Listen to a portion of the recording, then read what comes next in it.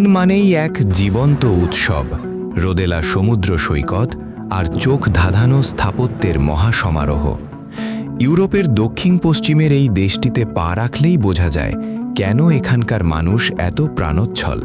পর্যটকদের জন্য স্পেন হলো এমন এক রঙিন ক্যানভাস যেখানে একই সাথে পাওয়া যায় মধ্যযুগীয় রাজপ্রাসাদ, ইসলামিক ও ইউরোপীয় সংস্কৃতির মেলবন্ধন এবং আধুনিক কোলাহলময় নাগরিক জীবন।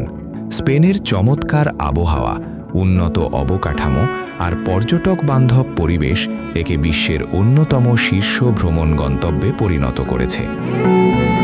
স্পেনের পর্যটনের কথা বলতে গেলে প্রথমেই আসে বার্সেলোনা শহরের নাম।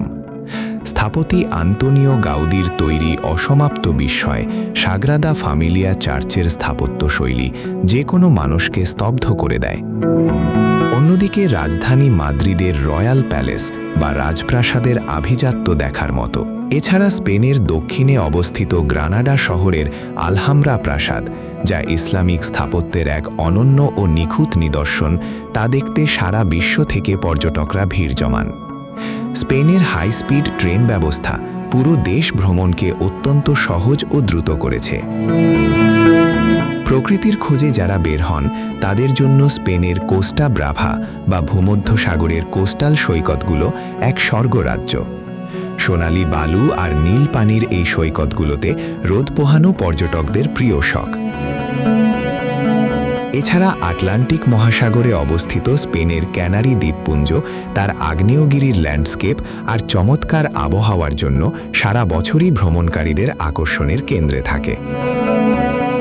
স্পেনিশ জীবনযাত্রায় তাদের তাপাস ফুড কালচার এবং বিখ্যাত পায়েয়া রাইস এক বিশেষ আবেদন রাখে। এখানকার মানুষের ঐতিহ্যবাহী ফ্ল্যামেঙ্কো নাচ আর ক্যাফেতে বসে আড্ডা দেওয়ার সংস্কৃতি অত্যন্ত প্রাণবন্ত।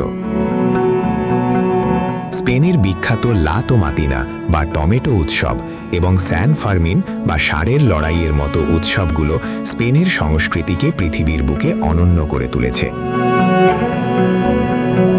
উৎসবের আমেজ আর ঐতিহ্যের এই মেলবন্ধন স্পেনকে করেছে অতুলনীয়। এবারের বিশ্বকাপে কোন দল সাপোর্ট করছেন তা জানাতে ভুলবেন না কমেন্ট বক্সে। আর পরবর্তী পর্বে ক্রিস্টিয়ানো রোনালদোর দেশ এবং সাগরের রানী পর্তুগালের পর্যটন শিল্প সম্পর্কে জানতে চোখ রাখুন বাংলার কলম্বাসে।